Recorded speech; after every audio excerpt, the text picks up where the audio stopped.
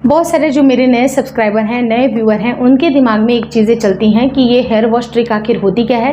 क्योंकि इसके ऊपर जो भी मैंने वीडियोस बनाए हैं तो वीडियोस काफ़ी बहुत ज़्यादा पॉपुलर हुए हैं और साथ ही साथ इनके जो सक्सेस स्टोरीज़ की मैं बात करूं तो काफ़ी ज़्यादा लोगों की प्रेगनेंसी इसकी वजह से रुकी है। कुछ ऐसे भी परसेंटेज लोग हैं जिनको ये बिलीव नहीं होता है, ये अंधविश्वास या टोटका लग सकता है और उनको उसकी वजह से प्रेगनेंसी नहीं रुकी है। मे बी इसके बहुत सारे कारण होते हैं, लेकिन अगर आप इसको टोटका समझ लीजिए, अंधविश्वास समझ लीजिए और इनफैक्ट आप अंधविश्वास समझिए तो समझिए इसका एक साइंटिफिक रीज़न है कि आपको हेयर वॉश ट्रिक का इस्तेमाल करने से आपके शरीर को बेनिफिट होता है, बल्कि नुकसान नहीं होता है। क्योंकि किसी चीज़ को अगर आप कर रहे हैं और उससे अगर आपको नुकसान नहीं होता है तो आपकी प्रेगनेंसी इससे जल्दी से जल्दी रुक जाती है। तो आपको हर्ज किस बात की है, आपको सिर्फ और सिर्फ हेयर वॉश को रिस्ट्रिक्ट करना है। कब रिस्ट्रिक्ट करना है, क्योंकि ये भी इंपॉर्टेंट टाइम होता है। क्योंकि कई बार आपकी जब प्रेगनेंसी बहुत ही जल्दी रुकती है, मान लीजिए कि उसका जो एकदम अर्ली प्रेगनेंसी का टाइम होता है, जहाँ पर पहला महीना चल रहा है, जस्ट आपकी प्रेगनेंसी अभी इम्प्लांट हुई है, उस टाइम पे हार्मोनली और आपके शरीर में बहुत सारे बदलाव होते हैं। जब बदलाव बहुत तेज़ी से होते हैं तो उस टाइम पे आपके जो एंडोक्राइन ग्लैंड्स होते हैं उनमें काफ़ी ज़्यादा हलचल होती है, काफ़ी जल्दी बहुत सारे हार्मोन रिलीज होते हैं और उनका रेगुलराइजेशन होता है। आपके सर के पिछले हिस्से जो आपकी पिट्यूटरी ग्लैंड होती है वहाँ से वो रेगुलेट होते हैं। तो जब ये रेगुलेट होते हैं और सडन इस टाइम पे जब अगर आप हेयर वॉश करती हैं तो आपके हार्मोन के डिस्टर्ब होने के चांसेस बढ़ते हैं। जब ये डिस्टर्ब होते हैं तो प्रेगनेंसी कई बार डिस्कार्ड भी हो सकती है, लेकिन इसके रेट बहुत ही कम होते हैं। लेकिन हाँ, इसको माना जाता है कि कई बार बहुत सारे मिसकैरेजेस के कारण हेयर वॉश भी होते हैं, लेकिन बेसिकली इकलौता कारण सिर्फ और सिर्फ हेयर वॉश नहीं होता है। तो हेयर वॉश को आप ट्राई ज़रूर कर लीजिएगा, क्योंकि इससे कोई भी आपका नुकसान नहीं होने वाला है। हेयर वॉश को कब करना चाहिए, कब आपको हेयर वॉश करना चाहिए, कब बंद करना चाहिए, सारी डिटेल नॉलेज आज की इस वीडियो में देने वाली हूँ और इसकी सक्सेस रेट के भी बारे में बताऊंगी और साथ ही साथ ये भी बताऊंगी कि ये आपको अगर अपनी हेयर की केयर करनी है तो आप कौन कौन सी चीज़ों का ध्यान रख सकते हैं। तो वीडियो काफ़ी इन्फॉर्मेटिव है, प्लीज़ शुरू से लेकर लास्ट तक ज़रूर देखिएगा। नमस्कार दोस्तों, मेरा नाम हर्षिता वर्मा है और आपका मेरे चैनल ट्विंस फाइबल पे बहुत बहुत स्वागत है। जब अगर हेयर वॉश की बातें आती हैं तो सबसे पहले आपको ध्यान में रखना चाहिए कि उससे भी ज़्यादा इंपॉर्टेंट टाइम होता है आप अपने ओव्यूलेशन को ट्रैक करें। किस दिन आपके शरीर से अंडा रिलीज होता है। मान लीजिए कि आपका साइकिल डिफरेंट हो सकता है, किसी का 35 दिन, 40 दिन, 45 दिन का साइकिल हो सकता है। उसके हिसाब से उनको वो अपने फर्टाइल डेज को कैलकुलेट कर सकती हैं और जो भी आपका फर्टाइल डेज होता है, नॉर्मल केसेस की मैं बात करूं तो 28 से 30 दिन के अंतराल पे जब अगर आपका पीरियड आता है, यानी कि जो आपका मेंस्ट्रुएशन पीरियड है वो 28 से 30 दिन पे रिपीट कर जाता है, तो आपको बेसिकली 13, 14, 15 दिन पे कभी भी ओव्यूलेशन हो सकता है। और ओव्यूलेशन का मतलब होता है महिला के शरीर से निकले हुए अंडे जब रिलीज होते हैं, अंडा जब रिलीज होता है उस टाइम पे अगर आप रिलेशन प्लान करते हैं तो आपके प्रेग्नेंट होने के चांसेस काफ़ी ज़्यादा हाई होते हैं, क्योंकि उस टाइम पे अंडा भी प्रेजेंट होता है। और अंडे की एक खास बात ये होती है कि वो सिर्फ और सिर्फ एक दिन तक जीवित रहता है और उसी एक दिन में अगर उसको मेल के हेल्दी सेल्स मिल जाते हैं और फर्टिलाइजेशन सक्सेसफुल हो जाती है तो इम्प्लांटेशन भी सक्सेसफुल होने के चांसेस बनते हैं। लेकिन ये जो इम्प्लांटेशन का जो काम होता है वो एक हफ्ते के बाद होता है। मान लीजिए कि आपने 14वें दिन पे रिलेशन प्लान किया और एक हफ्ते के बाद 20-21वें दिन पे आपका इम्प्लांटेशन का काम शुरू होता है। इम्प्लांटेशन का मतलब होता है कि आपके यूट्रस की दीवार पे एक नन्हा सा जायगोट जो कि फर्टिलाइज्ड एग है वो वहाँ पर सेटल डाउन होता है और वहीं पर आपकी प्रेगनेंसी रुकती है। तो जब ये सेटल डाउन होता है वहाँ पर प्रेगनेंसी की जो बहुत सारे हार्मोन आपके रिलीज होते हैं, जो ब्लास्टोसिस्ट है वो वहाँ पर चिपकने के लिए जाता है। उस टाइम पे आपके हार्मोन का रेगुलराइजेशन अच्छी तरह से अगर होता है और सही मात्रा में प्रोजेस्टेरॉन निकलते हैं, आपके बीटा एसीजी के हार्मोन निकलते हैं, तो आपकी प्रेगनेंसी का सस्टेन होने का चांसेस काफ़ी अच्छा बनता है। आपने देखा होगा कि जिन लोगों को काफ़ी ज़्यादा प्रॉब्लम हो रही है कंसीव होने में, उनको एक्स्ट्रा बीटा एसीजी के इंजेक्शन भी लगते हैं ताकि उनकी प्रेगनेंसी रुक सके। और जब एक बार प्रेगनेंसी कंफर्म हो जाती है तो डॉक्टर आपको सपोर्ट के लिए प्रोजेस्टेरॉन की गोलियां देते हैं जो कि आपको वजाइनली रखनी होती है और कुछ ऐसे इंजेक्शंस भी होते हैं प्रोजेस्टेरॉन के जो कि लगाए जाते हैं।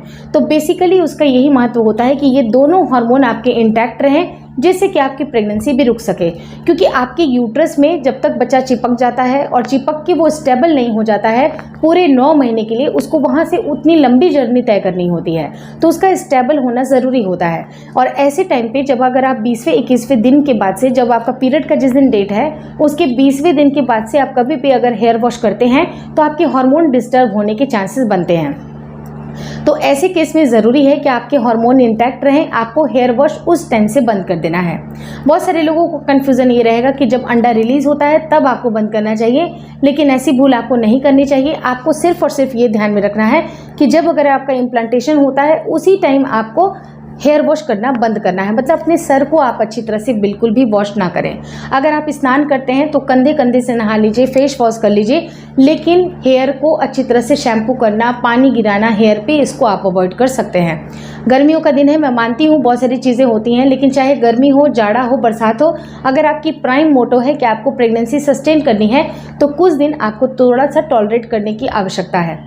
अब रही बात कि आपको कब तक हेयर वॉश नहीं करनी है, तो जी हाँ, जब मान लीजिए कि आपने 21वें या 22वें दिन तक आपने बंद करी और ये पूरा 10 दिन आप निकल जाने दीजिए। आपका जब पीरियड का जिस दिन डेट होगा, आपका डेट मिस हो जाएगा, क्योंकि ज़रूर है, बहुत सारे 90% केसेस में होता है कि मिस हो जाता है, मिस हो जाएगा और आपको 4 से 5 दिन के बाद टेस्ट करना है।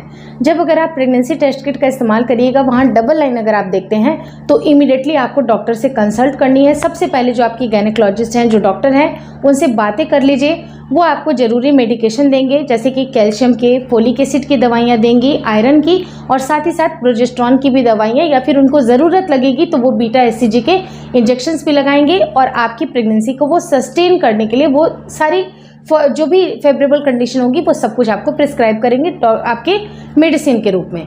लेकिन उसके साथ ही साथ वो प्रिस्क्राइब करते हैं कि आपको पहली अल्ट्रासाउंड ज़रूर करानी चाहिए। जब अगर आप पहली अल्ट्रासाउंड करा लेते हैं, वहाँ पर आप बच्चे की हार्ट बीट देख लेते हैं, बच्चे को एमनोटिक सैक बन गया है, बच्चे की सैक बिल्कुल क्लियर है, विजिबल है, और ये पता चल गया है कि कितनी प्रेगनेंसी है। आपकी पहला अल्ट्रासाउंड हो जाने के बाद जब आपको गुड न्यूज़ मिल जाती है तो उसके बाद से आप आराम से हेयर वॉश कर सकती हैं। हेयर वॉश का नुकसान नहीं है, लेकिन आपको हेयर वॉश कब करना चाहिए?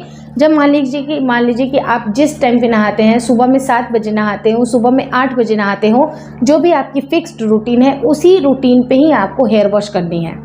और कोई ज़रूरी नहीं है कि आप गर्म पानी से करिए। गर्म पानी से अगर आप करिएगा तो आपका हेयर भी ख़राब होगा और सही नहीं होगा, क्योंकि जब वो ठंडा होगा तो फिर वैसे भी आपकी मतलब जो ठंडक बॉडी की होती है, जो तासीर जो मेंटेन नहीं करने वाली बात होती है, वो गर्म पानी से भी आपको वॉश नहीं करनी चाहिए। अब हेयर केयर की मैं बात करूँ तो अगर आपको हेयर केयर करना है तो जो आपके ऊपर के जो बाल हैं, जैसे कि ये मेरा बाल है, तो ये इसके जो लेंथ है, यहाँ पर आप इसको ऐसे ऐसे करके साफ़ कर सकते हैं। आपके स्कैल्प पे अगर कुछ ऑयली सा लग रहा है, जैसे बहुत बार होता है कि स्कैल्प ऑयली फील हो रहा है, तो आप हल्का फुल्का टैल्कम जो पाउडर होते हैं अपने जो आसपास के एरियाज़ में स्कैल्प में आप लगा के थोड़ा थोड़ा उसको वाइप आउट कर दीजिए, और आप देखिएगा कि बिल्कुल बहुत ज़्यादा ख़राब नहीं लगता है। आप टॉलरेट उसको कर सकते हैं, आप उसको मेंटेन कर सकते हैं। बाल अगर आप खोल करके रखते हैं तो बाल को बांध करके रखिए कि बहुत ज़्यादा आप मेसी ना होइए, क्योंकि बहुत ज़्यादा अगर बाल मेसी हो जाएंगे तो आपको अर्ज हो जाएगी कि मैं जल्दी से जल्दी इसको वॉश कर लूँ। लेकिन वॉश करने की गलती आपको नहीं करनी है। बिल्कुल आप अपने स्कैल्प को अच्छी तरह से बांध करके बाल रख सकते हैं। ऊपर एक पोनी बांध लीजिएगा, उसको जूड़ा बना के रख लीजिए। लेकिन जब अगर आपकी पहला अल्ट्रासाउंड हो जाती है, जब अगर आपकी बेबी की हार्ट बीट आपको दिख रही है, उसके बाद आप आराम से हेयर वॉश कर सकते हैं। ये है हेयर वॉश का असली ट्रिक। जो क्या रीज़न था, जो साइंटिफिक रीज़न था इसके पीछे, मैंने आपको सब कुछ बता दिया, और हेयर केयर कैसे करनी है सब कुछ बता दिया। अगर इस वीडियो की दी गई जानकारी अगर आपको अच्छी लगी, बातें समझ में आई, बताने का समझाने का तरीका अच्छा लग रहा है, तो चैनल को एक बार सब्सक्राइब का मौका ज़रूर करें। और साथ ही साथ मेरा दूसरा चैनल है, अगर आपकी प्रेगनेंसी रुक जाती है तो इस चैनल को विजिट करना बंद कर दें। आपको दूसरा चैनल देखना चाहिए, ट्विंस माई वर्ल्ड केयर। वहाँ पर प्रेगनेंसी रिलेटेड इश्यूज़ के ऊपर बातें करूँगी। बहुत सारी चीज़ें हैं जो कि मैंने ऑलरेडी उस पर वीडियोज़ बनाए हैं। और अगर आपकी बच्चे की डिलीवरी हो जाती है तो उसके बाद आप twins my world baby care channel देखें। Thank you so much for watching twins my world.